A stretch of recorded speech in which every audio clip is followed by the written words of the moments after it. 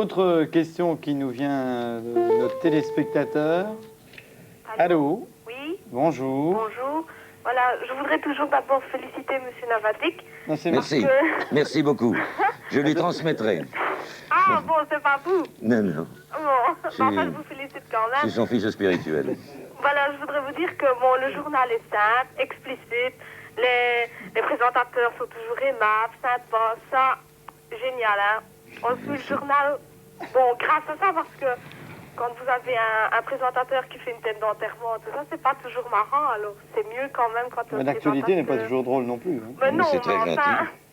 Hein? Bon, alors je voudrais poser ma question. Oui. Voilà, je voudrais savoir comment vous faites pour repérer une centenaire ou un petit fait banal dans un village. Parce que quand même, vous faites plusieurs pays.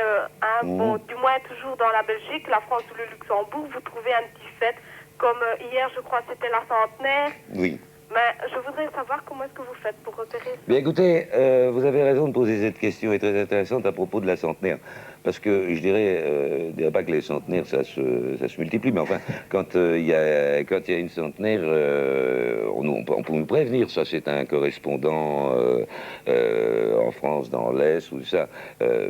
Et des fois, je dois dire en toute honnêteté qu'on se déplace pas thématiquement pour une centenaire.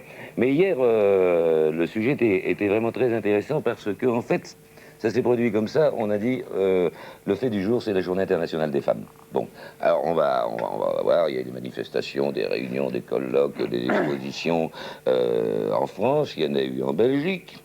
Et puis ça, c'est venu en fait du bureau de Bruxelles, on en parlera tout à l'heure si vous voulez, notre bureau bruxellois. Oui. Et quelqu'un a appris que, effectivement, il y avait une dame dans une maison de retraite, Madame Arthur, qui avait 100 ans. Et on s'est dit, alors là, pour la Journée internationale des femmes, ça, c'est l'occasion, d'autant plus qu'on nous avait dit qu'elle était remarquablement lucide, qu'elle s'exprimait très facilement et tout, ce qui n'est pas toujours le cas. Hein. Donc, c'est normal à cet âge. Or là, on nous a dit justement, vous avez quelqu'un, il y a une vieille dame qui est prête à parler, et qui sait s'exprimer, qui a des histoires amusantes à raconter. Donc là, c'était l'occasion de la passer à propos de cette journée internationale des femmes et de lui dire ce que vous avez entendu hier, de lui dire, bon ben, est-ce que ça a évolué pour vous, la condition féminine, est-ce qu'on était plus heureuse de votre temps, est-ce qu'on est plus heureuse maintenant? Et vous avez vu qu'elle s'est exprimée, qu'elle était véritablement savoureuse et merveilleuse. C'est vrai. Voilà. Voilà, merci Robert beaucoup. a répondu? Oui, ça va, merci. Au revoir.